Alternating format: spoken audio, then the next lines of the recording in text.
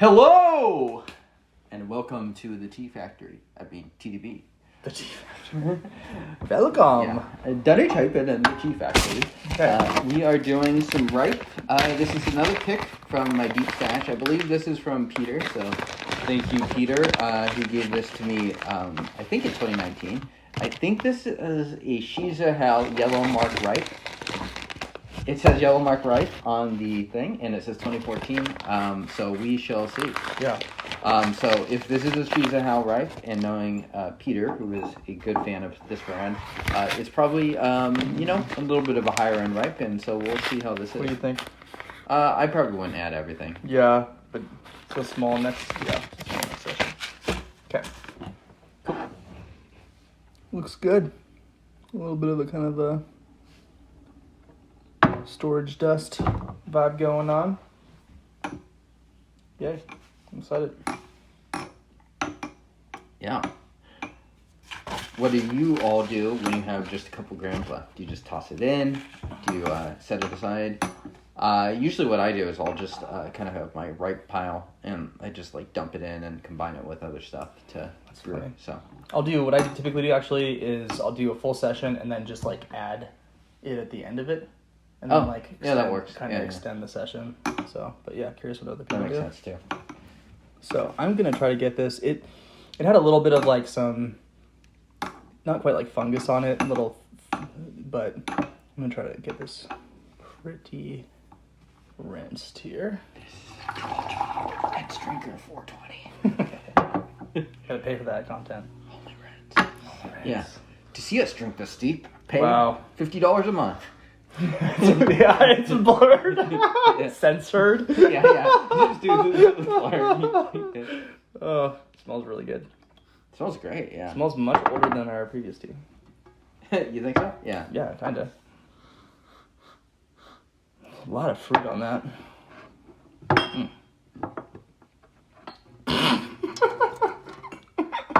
Just deep eye contact. Oh god. Very dark leaves.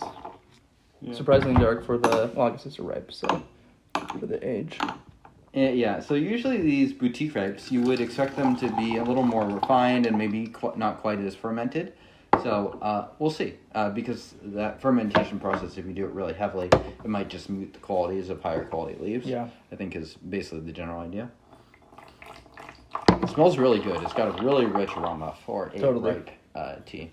Yeah, much fruitier than I would expect out of a ripe. Yeah. Excited. Cheers. Cheerio.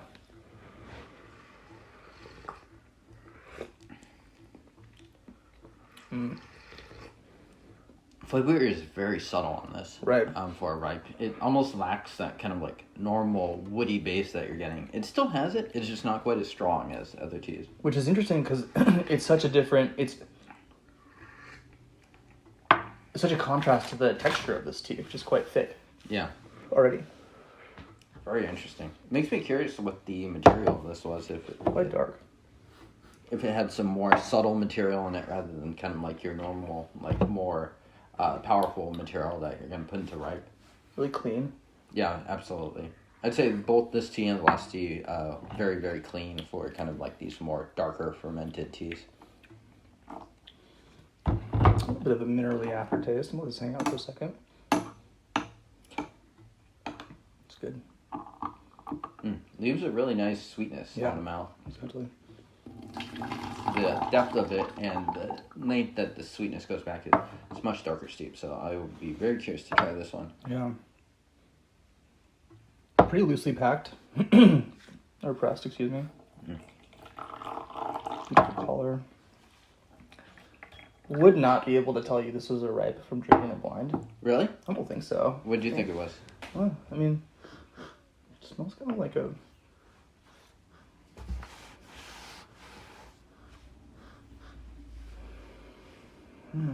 I feel like it'd be ripe, mainly HA, because it's hard to... HA would be maybe, I guess, the alternate explanation for... Yeah, a little bit more fruity. Cheers. Cheers.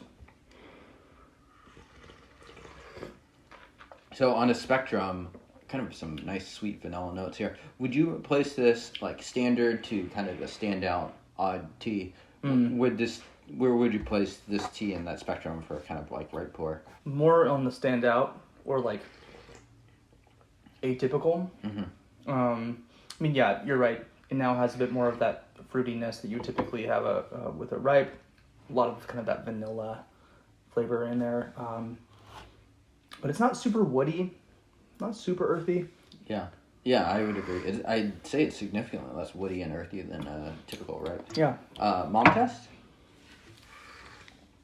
I mean, it's not abrasive at all, but like, they're kind of odd flavors. Mm-hmm. I don't know. I don't think so. Ultralight? Probably. I mean, it's... Or do you think it's like too refined? Like a little too, like the flavors are not quite as like the last tea we had, I feel like it's a good example of something that like has very like broadly defined features. Right. This one I feel like there's more subtle. Yeah. It's like changing steep in, steep out. And usually you'd say kind of the opposite when it comes to raw and ripe, where ripe is the unsubtle one, but I feel like these two teas kind of have a little bit of a role reversal going on. Yeah. Which is kind of fun. It wouldn't be ideal. I don't think it would be bad. Yeah. To do kind of a more of a grandpa style, and I'm pushing these steeps pretty hard. Yeah, beautiful. Yeah. Very interesting. I agree. It's this kind of strong, lasting residual flavor, a little minerally, quite sweet, a little bit of vanilla. Really lovely. The leaves are very dark. Yeah, and as you kind of said, very well-defined leaves, which is not always the case for ripe. Still has a really, really nice, rich aroma. This crosses me as a tea that Shah, who has sent us a couple of teas in the past, would really enjoy. He's sent a couple of the nicer ripes we've had. Yeah, it's got a strong fruity nose that I'm not tasting as much in the cup. Yeah, kind of this very berry-like sweetness. Even the fruity sweetness is a little different than what you'd expect from your kind of standard almost very like ripe material. Like a really dark raspberry. Really interesting. Tastes great. Yeah, I'd say neither of these teas have, the Denny trademark pencil shavings in it. Correct. Oh man, I've been having some ideas. We'll leave it at that. Do some of these ideas occur on 4-1? No, definitely not. No. Anyway, yes, this tastes great. Yeah. No, it is subtle. But it's interesting but it's potent. I mean, not potent. It's not light. Right? It's like got plenty of flavor in it, but it is subtle and it's in the taste. Yeah. I'm getting a bit more vanilla. I'm getting a little bit, just a hint of that coffee bean bitterness. Yeah. Here, I'm actually heat the water up. I would say very complicated as far as like these ripes go. What about the tea nerd drinker test? And this is a tea nerd's tea.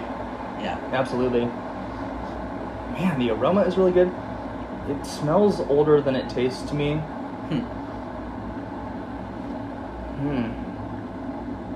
It's really nice. Very different. I'd say very different. Yeah. For sure. Yeah, I like it a lot too. Yeah. This is also a pickup, I'd say. 2014 Yellow Mark. Yeah. Xizi how. But we think. Yeah, maybe. I mean, yeah, interesting. Yeah, and I was literally judging who this tea is from the handwriting, so this is not from Peter. I do apologize to Peter and whoever gave me this tea. I'm just frankly, I was going through some back stock, and this popped up. Very good. Yeah, I love the residual flavor on this. Lots of lasting power complemented with not anything bitter. Like, you'll have a lasting power for something that's like just acrid and bitter, and it's like, whoa, I'm still drinking it. This is quite sweet and pleasurable. Look at how dark that is. Wow. Yeah, it does make me wonder if like perhaps some like very atypical material that doesn't make it into ripe, like I'm talking like more iwu or something like that, made its way into this ripe production, just because it tastes so non-standard as far as these go. Yeah, the bad thing about these, not bad, but it's too bad that these small batch productions lack the standardization, because you can't get something replicated in 2015 and 16 like this. necessarily. I mean, it's possible. Yeah. But Yeah. yeah, beautiful. Especially when you don't, it's sort of a black box where you don't know exactly where it's from. Of course, maybe someone does, and it is common knowledge, but I don't follow this brand that closely, so.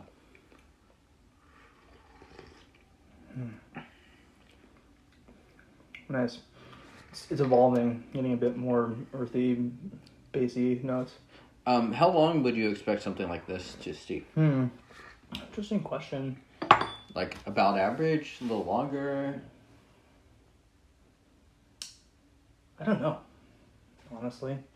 I would think a little bit longer. But ripes do tend to putter out a little bit faster than raw.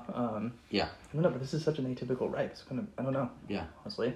I would guess a little longer, just because my guess is the material is a little better. But it's sort of interesting because the thing that contradicts is it's not super strong. No. This tea is not strong at all as far as like kind of that, as far as just kind of like an upfront flavor. Yeah. But the leaves, they're pretty loosely packed as well. And it's not like the guy one itself is like really super full. No, so sure. Quite a bit of, again, it's not, to your point, it's not that it's like super intense, but there's lots there. Nice. Well, good luck picking this up. Yeah. I mean, for those of you that like to hunt for teas, then I think this has Denny's endorsement, assuming you can find it and it doesn't cost an arm and a leg. But I would say don't pick this up if you haven't had ripe. Oh, this yeah. This is a bad intro. Yeah. Oh my lord. But even if you wanted to pick this up just to compare like kind of these, like a small batch, right, that's like boutique and very well done, then I'd say this one's good. Yeah. It's almost like a dark raspberry, dark chocolatey kind of a vibe.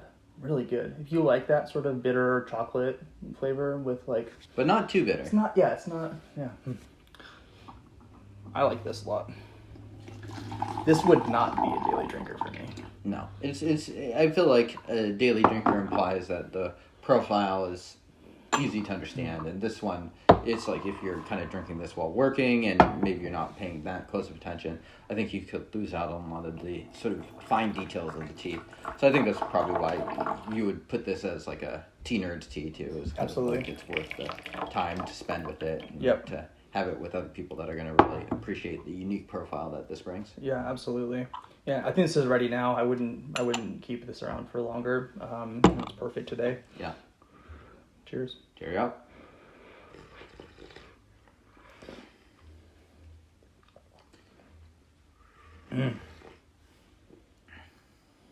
Really pleasant. What if my friend John would like this? He doesn't enjoy raw quite as much as ripe, but this is really unique, different. Yeah. Yeah, if you're a ripe drinker and you just need something to spice your life up because you've had all the ripes and they're all boring, then seek this tea out. Yeah. Well, see if you can find this somewhere. I don't know where. Yeah, Google it. I am sure it's around somewhere. I mean, Peter found it, so surely you guys, you sleuths of the internet can too. It continues to be really good. It continues to change a little bit. One of the best ripes that I've had in a while. Oh, wow. And very not... It's like almost not fair to even compare it to like a typical... Yeah, anyway. Yeah, if you were to put it versus 7572, right. You 7572, like this is good, easy to understand, woody. Yeah. This one, it almost takes like the full 7 or 8 steeps to really figure it out. Yeah. Really fun tea. Yeah. Thanks, Peter, maybe. Yeah. Thank you anyway. Episode 6579 750 whatever 465. I think it's 465. Yeah. He just started that on the wrong number. Whatever. If you enjoy the episode, give it a like or whatever, and subscribe and do all the stuff. It's all good. Stay tuned for more shenanigans and weird teas. If you enjoy the episode, thanks. And yeah, hopefully we'll see you guys next time. Cheers. Peace.